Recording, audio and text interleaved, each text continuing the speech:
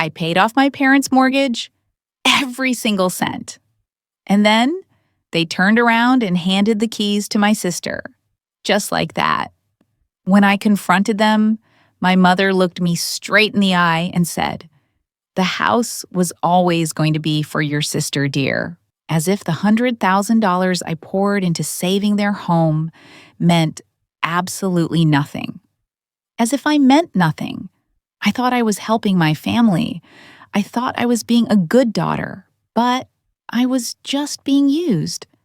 And this betrayal, it didn't come out of nowhere. It was the final act in a lifetime of being second best, of being the dependable one while my sister got to be the favorite. Let me tell you how I got here. And, more importantly, how I made them pay for what they did. Growing up, I always knew my place in the family. I was the responsible one, the boring one, the one who did her homework on time, got decent grades, and never caused trouble. My sister Emma was different. She was 3 years younger than me, and from the moment she could walk, she had my parents wrapped around her little finger. She was bubbly and charming, always knowing exactly what to say to get out of trouble.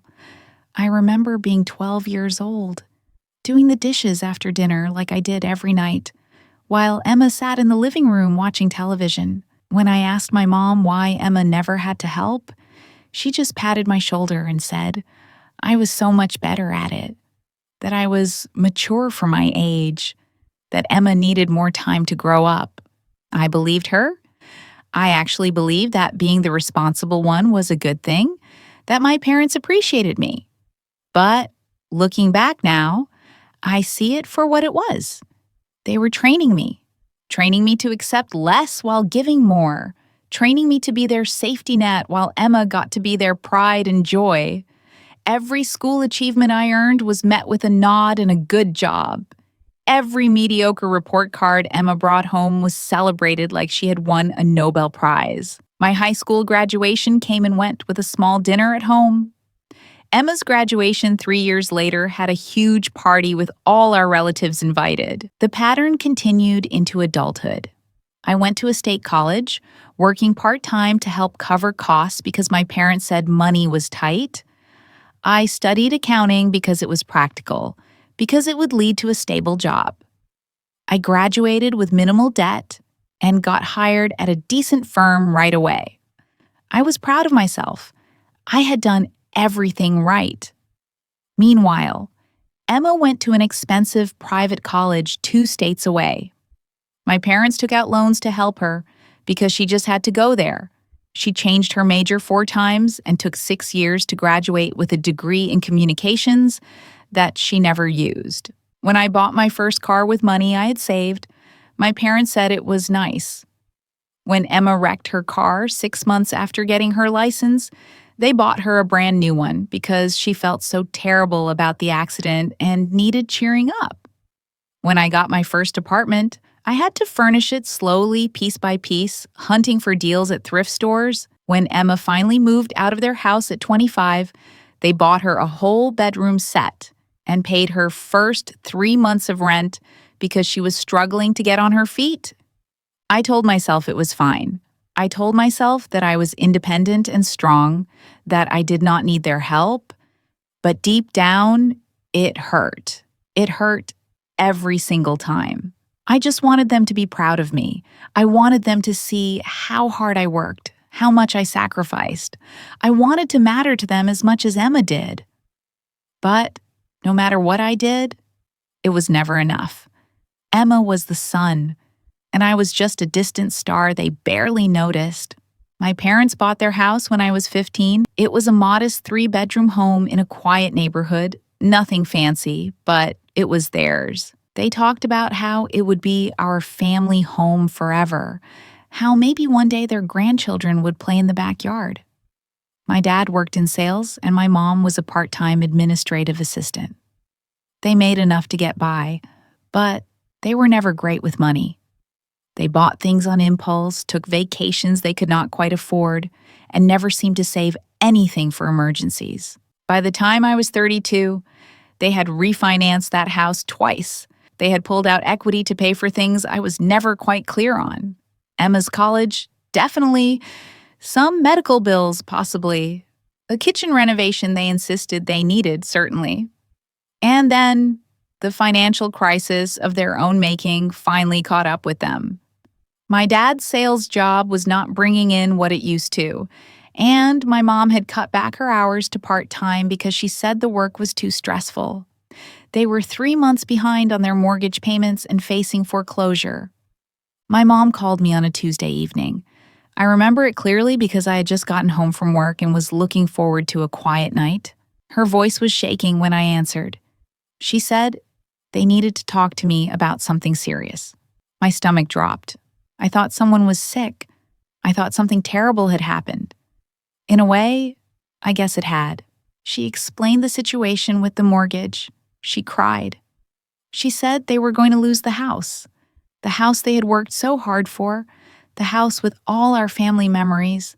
My dad got on the phone, and his voice was flat, defeated. He said they had tried everything. They had looked into loan modifications and hardship programs, but nothing was working fast enough. The bank was moving forward with foreclosure proceedings. They were going to lose everything. And then my mom said it. She said, I was the only one who could help them, that I had a good job and savings, that I was always so responsible with money. She said, they would pay me back. Of course they would. They just needed time.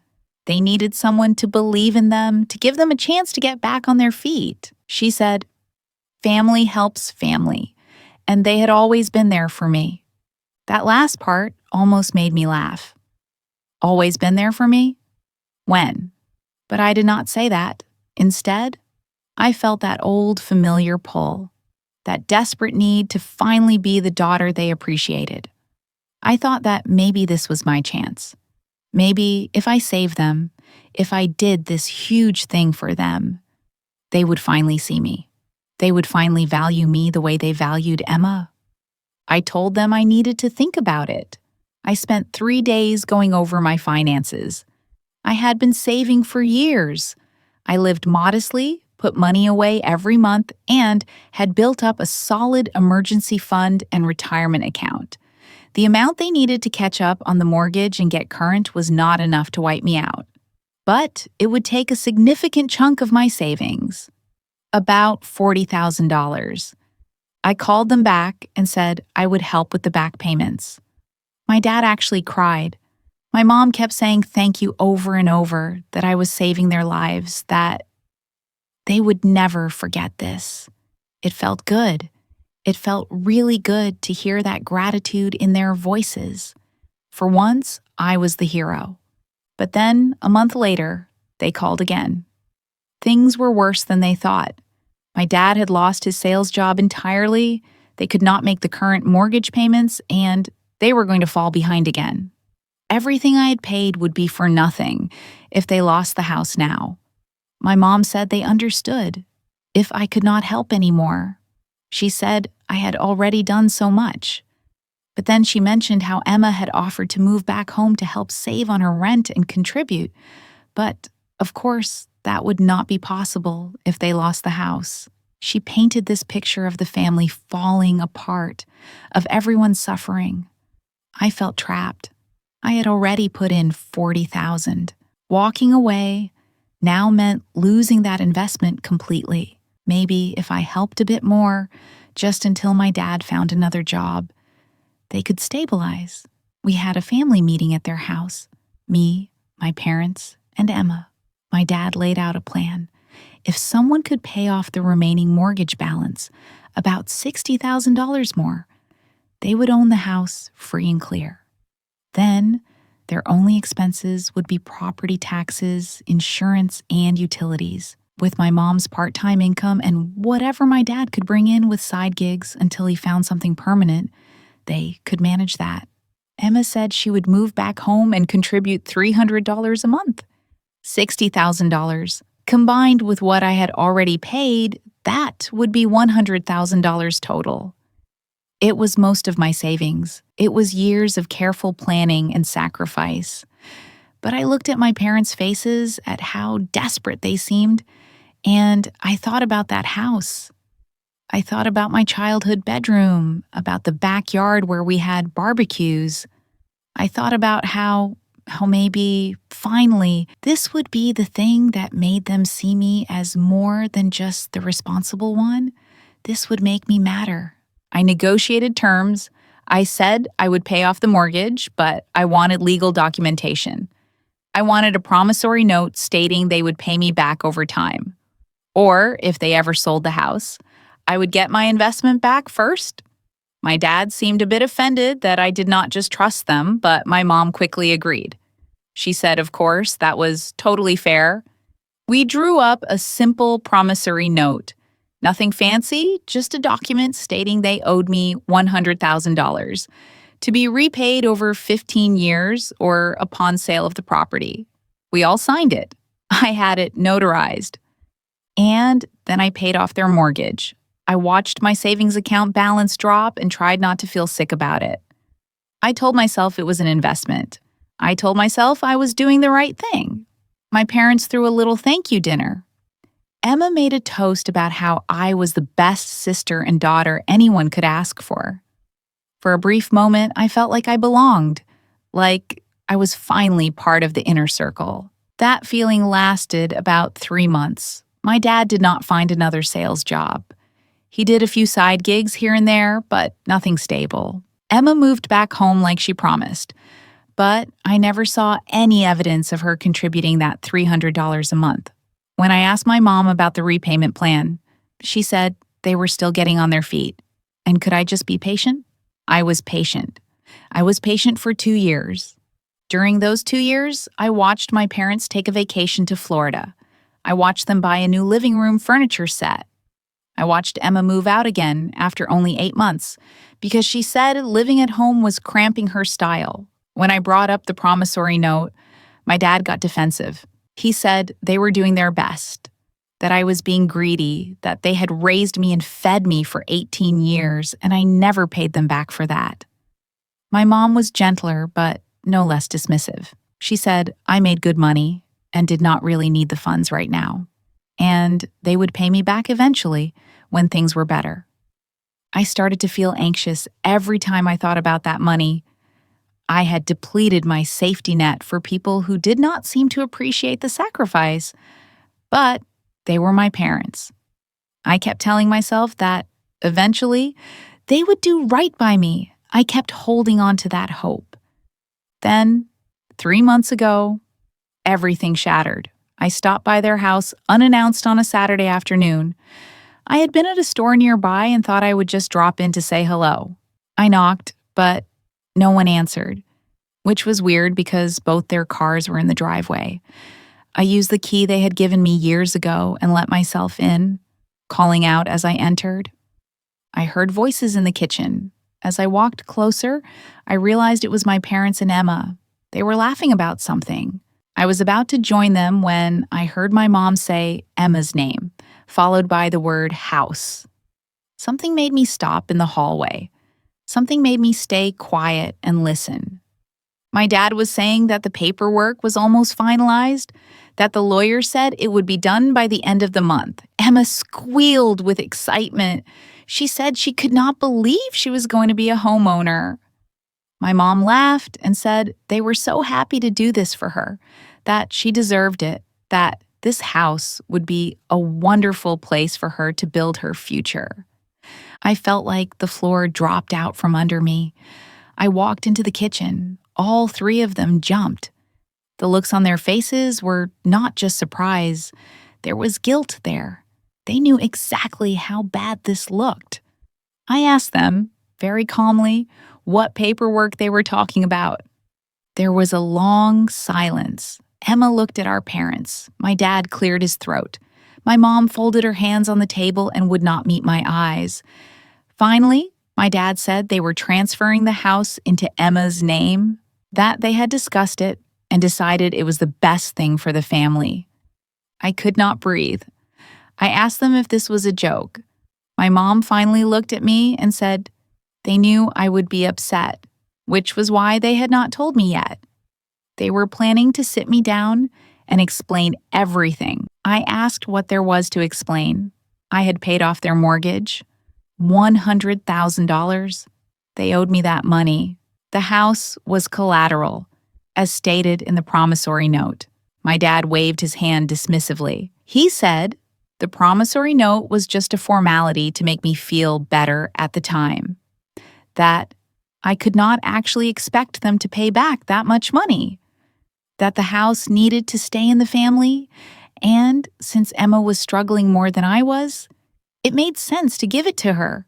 She needed the stability. I already owned my own condo. I was doing fine. I turned to Emma. I asked her if she knew that I had paid off this house. She bit her lip and nodded. She said she knew, but that Mom and Dad had explained it was like a gift, that I had helped the family, and now they were helping her. She said she did not understand why I was being so selfish about it. Selfish! She called me selfish. I had given up $100,000 and I was the selfish one. I looked at my mother, waiting for her to say something, anything. That would make this make sense. She reached across the table like she was going to take my hand, but I pulled away. Her voice was soft, almost pitying when she spoke.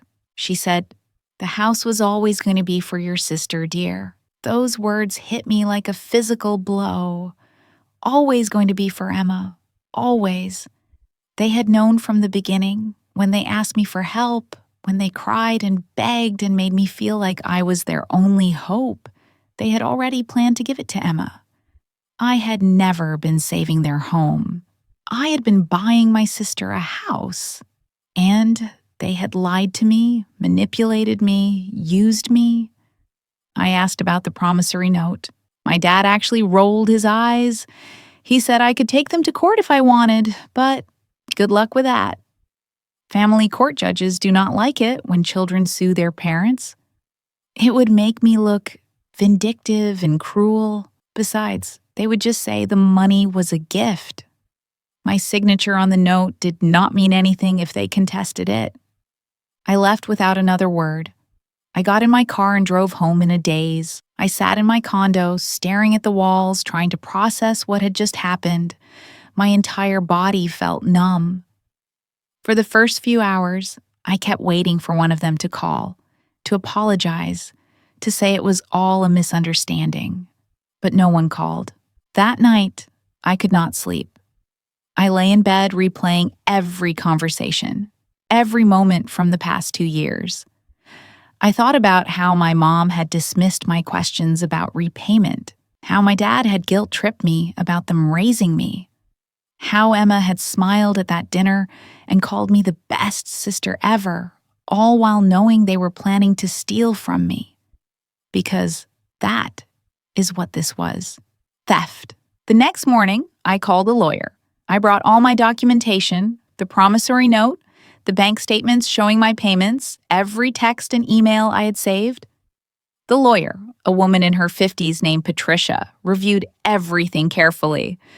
When she finished, she sat back and sighed. She said I had a case, but it would not be easy. The promissory note was valid, but family loan cases were complicated. My parents could argue the money was a gift, and without explicit terms like interest rates or a strict repayment schedule, it could be difficult to prove otherwise. The fact that they were transferring the house to my sister and not selling it to a third party complicated things further. It would look like an internal family dispute over an asset, not a clear-cut debt case. But, she said, there were options. The house transfer had not been finalized yet. If I moved quickly, I could file an injunction to stop the transfer until the debt issue was resolved. I could put a lien on the property based on the promissory note. I could make it legally impossible for them to give that house to Emma without settling with me first. I authorized her to do everything. File the injunction, file the lien. I did not care how messy it got. I was done being the doormat. My parents found out about the legal action 4 days later when they were served with papers. My dad called me immediately. He was furious. He yelled at me for a solid 5 minutes, calling me ungrateful and spiteful. He said I was tearing the family apart over money, that I was choosing greed over my own parents and sister. I let him yell. When he finally stopped to take a breath, I said very calmly that I was choosing myself for once, that they had stolen from me, lied to me, and I was simply protecting my investment. Then I hung up. My mom tried a different approach. She sent me long text messages about how hurt she was, how she never thought I would betray them like this, how they had always loved me and provided for me, and this was how I repaid them. She said I was breaking her heart. I did not respond. Emma called me a few days later crying. She said I was ruining her life, that she had been so excited about the house, and now I was taking it away from her out of spite. She said she had not done anything wrong, that this was between me and our parents, and I was punishing her for no reason. I asked her if she thought it was fair that I paid $100,000 and got nothing while she got a whole house. She said life was not fair, and I needed to grow up. I hung up on her too. The legal process moved slowly. The injunction was granted, stopping the transfer temporarily. My lien was placed on the property, meaning they could not sell or transfer it without satisfying my claim first. My parents hired a lawyer, which surprised me because they supposedly had no money. I later found out Emma was paying for it with money she had borrowed from her boyfriend. Their lawyer argued that the money was a gift, that the promissory note was signed under duress or was not a serious legal document. My lawyer countered with all the documentation, showing a clear pattern of repayment discussions and my parents acknowledging the debt. It went back and forth for weeks. During this time, I was ostracized from the family. My mom's sisters, my aunts started calling me. They said I was being cruel, that parents make sacrifices for their children, and sometimes children need to make sacrifices for parents. They said I should just forgive the debt and move on. I asked if they would give up $100,000 and get nothing in return. None of them had a good answer for that. I also started therapy during this time. I needed help processing everything. My therapist, a kind older man named Dr. Ramesh, helped me see patterns I had ignored my whole life. He helped me understand that my parents had been emotionally manipulating me for years, that their love was conditional, based on what I could provide for them, that I had been seeking their approval at the expense of my own well-being. He asked me what I wanted from this situation. Did I want the money back? Did I want the house? Did I want an apology? I thought about it for a long time. What I wanted was for them to acknowledge what they had done, to admit they had used me, to show even a hint of remorse, but I knew that would never happen. So I decided I wanted justice. I wanted them to face consequences for their actions. The legal battle stretched on for 2 months. My parents' lawyer kept trying to negotiate a settlement. They offered to pay me back $10,000 and call it even. I refused. They offered $20,000. I refused. They offered to put the repayment plan back in place, promising to pay me $500 a month. I refused. I wanted the full amount, or I wanted the house sold and my share taken from the proceeds. Finally, their lawyer admitted they could not afford to keep fighting. My parents did not have the money for prolonged legal fees. Patricia, my lawyer, pushed harder. She filed a motion to force the sale of the property to satisfy the debt. The judge, tired of the back and forth, gave my parents 2 options. Pay me the full $100,000 within 60 days, or the house would be sold. They did not have $100,000. They tried to take out a mortgage again, but no bank would lend to them given their financial history and my dad's employment situation. They tried to borrow from relatives, but no one had that kind of money. And frankly, after 2 months of family drama, most people were tired of hearing about it. Emma broke up with her boyfriend around this time, I later learned, because he refused to loan them the money after already paying for their lawyer. The 60 days passed. My parents tried to file for bankruptcy to protect the house, but my lawyer had anticipated that move. The promissory note and lien were solid enough that bankruptcy would not discharge the debt without the court still forcing an asset liquidation. The house went up for sale. My parents were devastated. They had to pack up and find a rental. Emma stopped speaking to me entirely. She sent me one final text saying she hoped I was happy now that I had destroyed the family, and that she never wanted to see me again. My parents sent me nothing. The house sold for $270,000. After agent fees, closing costs, and other expenses, the net was about $250,000. My $100,000 came off the top, as legally required. The remaining $150,000 went to my parents. $150,000? They hadn't lost anything. Not really. They had more money in hand than they had before I paid off the mortgage. They could have used that to buy a smaller house outright, or put a huge down payment on another place. But I knew they would not. They would spend it poorly just like they always did. As for me, I got my money back. All of it. It took months of stress, legal fees that cost me about $15,000, and the complete destruction of my relationship with my family. But I got it back. In the aftermath, I had to really sit with what had happened.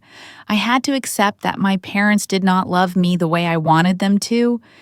Maybe they did not love me at all, not in any real sense. I was a tool to them, a resource, the responsible one they could rely on to fix their problems while they showered affection and benefits on Emma. Dr. Ramesh helped me understand that some people are takers. They take and never feel guilty about it because they genuinely believe they are entitled to whatever they can get. My parents were takers. Emma was a taker. And I had been an enabler, desperately trying to earn love that was never going to be freely given. I also had to confront my own role in this dynamic. I had ignored red flags my entire life. Every time they favored Emma, every time they dismissed my achievements, every time they took advantage of my help without gratitude, I swallowed it and came back for more. I told myself it was love, that it was family, but it was dysfunction, and I had participated in it. Moving forward was not easy. I grieved the family I thought I had. I grieved the parents I wanted them to be. I grieved the sister relationship that never really existed. It felt like a death in some ways. But with that grief came a strange sense of freedom. I did not have to try anymore. I did not have to bend myself into shapes to earn their approval. I could just be myself. I started saying no to things I did not want to do. I started prioritizing my own needs and desires. I traveled to places I had always wanted to see but never made time for. I invested in friendships that were reciprocal and healthy. I even started dating someone, a man named Lucas who I met through a friend. He knew my whole story and he did not judge me for it. He just supported me. About 6 months after the house sold, I heard through a mutual acquaintance that my parents had gone through most of the money. They had bought a new car, taken a vacation, and put a down payment on a house that was too expensive for them. They were already struggling with the new mortgage. Emma had moved in with them again. Part of me felt vindicated. Part of me just felt sad. My mom tried to reach out once. She sent me a letter. Not an email or a text, but an actual handwritten letter. In it, she said she missed me. That family should not be broken apart like this. She said she understood I was hurt, but that holding on to anger was only hurting me. She hoped one day I could forgive them and we could all move past this. Nowhere in that letter did she apologize. Nowhere did she acknowledge what they had done wrong.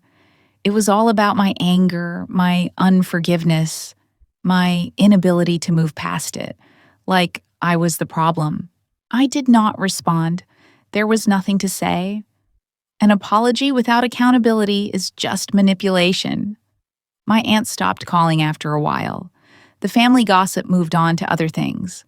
I became the cautionary tale, I am sure. The daughter who sued her parents, the one who chose money over family. Let them tell that story. Anyone who knows the full truth understands. I do not think I went too far. I think I did exactly what I needed to do to protect myself. Could I have walked away and just cut contact without the legal fight? Maybe. But they would have gotten away with it completely. They would have suffered no consequences for stealing from me. Emma would have gotten a free house bought with my money, and I would have had to live with that injustice forever, knowing I let them do it. By fighting back, I sent a clear message. You cannot use me. You cannot take from me without consequences. I matter. My sacrifices matter, and I will not be a doormat ever again. Some people think family should get a pass for bad behavior just because they are family. I disagree. Family should be held to a higher standard, not a lower one. If anything, betrayal from family cuts deeper because you are supposed to be able to trust them. When they violate that trust, they should face the consequences. Do I miss them? Sometimes I miss the idea of them. I miss the fantasy of having loving, supportive parents.